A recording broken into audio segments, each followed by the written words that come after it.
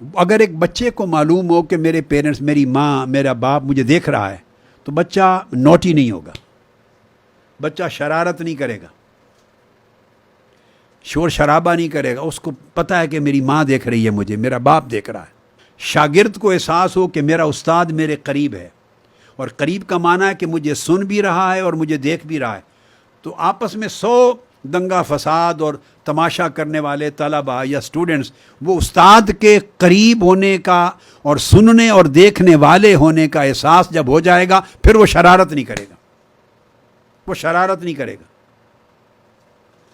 اسی طرح کسی کو پتہ ہو کہ میرا بزرگ میرے قریب ہے، میرا شیخ میرے قریب ہے، شیخ قریب ہے، اس شعور کے بیدار ہونے کی ضرورت ہے. اس کا شعور ایکچول شعور ہو، اس کو ڈیفینیٹلی پتہ ہو یقینی طور پہ کہ میری ماں میرے قریب ہے، میرا باپ میرے قریب ہے، میرا بزرگ میرے قریب ہے، میرا استاد میرے قریب ہے، میرا شیخ میرے قریب ہے.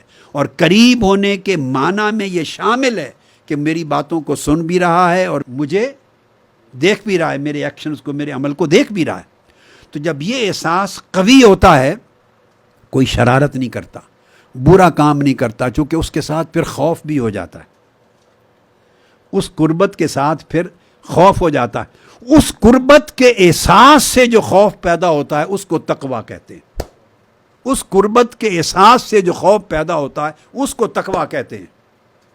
اور اس قربت کے احساس میں تقویٰ صرف خوف نہیں ہوتا، اس میں محبت بھی ہوتی ہے. اس کو یہ بھی پتہ ہے کہ اگر کسی نے مجھے تکلیف پہنچائی تو میری ماں میرے پاس بیٹھی ہے، مجھے بچا لے گی، میرا باپ میرے پاس ہے، مجھے بچا لے گا، میرا استاد میرے پاس ہے، مجھے بچا لے گا، میرا بڑا بھائی جان میرے پاس ہے، مجھے بچا لے گا، ایک پاورفل میرا بڑا بیٹھا ہے، میری حفاظت کر لے گا. تو قریب ہونے میں جہاں بندہ اپنے آپ کو برائی سے بچاتا ہے کہ مجھے سزا دیں گے، وہاں بندے کو ایک احساس تحفظ کا حوصلہ بھی ہوتا ہے، کانفیڈنس بھی ہوتا ہے کہ مجھے کوئی اور نقصان نہیں پہنچا سکتا، بچا لے گا. یعنی اب بندہ جب یہ احساس کسی کے قریب ہونے کا پیدا کر لے تو اسے خوف بھی آتا ہے اور اسے اس کی شفقت اور محبت کا یقین بھی آتا ہے. تو خوف و رجا کی کیفیت اس قربت کے احساس میں پیدا ہو جاتی ہے. امید بھی لگ جاتی ہے کہ اگر کسی نے مجھے نقصان پہنچانا چاہا تو میرا بڑا مجھے بچا لے گا، اور اگر میں نے کوئی شرارت کی تو میرا بڑا برا منائے گا. تو ایک خوف بھی ہوتا ہے، امید بھی ہوتی ہے. یہ خوف و رجا اگر مل جائیں تو اس احساس کو ایمان کہتے ہیں. اور یہ بھی دیکھیے اس احساس قربت سے جنم لیتا ہے. خوف و رجا بھی قربت سے جنم لے رہی ہے، احساس قربت سے. تو جب قربت کا احساس ہر ایک کے بارے میں بندے کو برائی سے بھی بچاتا ہے اور حوصلہ بھی دیتا ہے. تو دیکھیے جو آپ کو برائی سے بچائے اور جو آپ کو نقصان سے بچائے اور حوصلہ دے، آپ صاف ظاہر ہے اس سے پیار کرتے ہیں، محبت ہوتی ہے، پھر آپ اس کے قریب اور قریب ہوتے ہیں.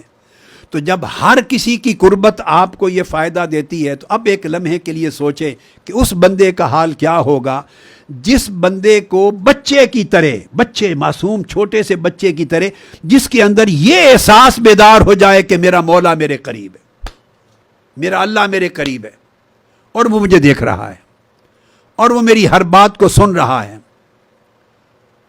اور پھر جب اللہ قریب ہے تو خالی وہ سنتا اور دیکھتا نہیں، جو خیالات دل میں جنم لیتے ہیں وہ ان کو بھی دیکھتا ہے، اور جو خیالات ذہن میں آتے ہیں وہ ان کو بھی دیکھتا ہے، جو خواہشات آتی ہیں وہ ان کو بھی دیکھتا ہے، جو شرارت باہر ہوتی ہے صرف اس کو نہیں دیکھتا، جو شرارت من کے اندر، نفس کے اندر چلتی ہے اس کو بھی دیکھتا ہے.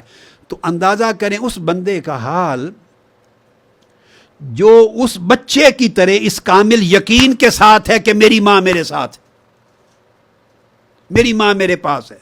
آپ ایک طفل، ایک بچے کے حال کو اپنی آنکھوں کے سامنے رکھیں اور رکھ کر اب بندے کی طرف آ جائیں کہ اگر اسے تکلیف ہو تب بھی اللہ کو پکارے، راحت ہو تب بھی اللہ کو پکارے، تکلیف ہو تو صبر کی آواز میں پکارے. واہ واہ سبحان اللہ.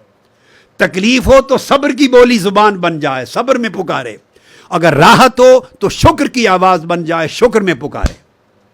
حاجت ہو تب بھی اللہ کو پکارے، غنا ہو تب بھی اللہ کو پکارے، تنہا ہو تب بھی اللہ کو پکارے، جلوت ہو تب بھی اللہ کو پکارے۔ تو جب ایک بندہ اس کے اندر یہ شعور کہ مولا میرے قریب، نحن اقرب الیہ اور انی قریب، جب یہ آواز اسے سنائی دینے لگ جائے، وہ بندہ ولی بنتا ہے جو اللہ سے اس طرح کا تعلق رکھے جو چھوٹا بچہ ماں سے تعلق رکھتا ہے، اس بندے کو ولی کہتے ہیں۔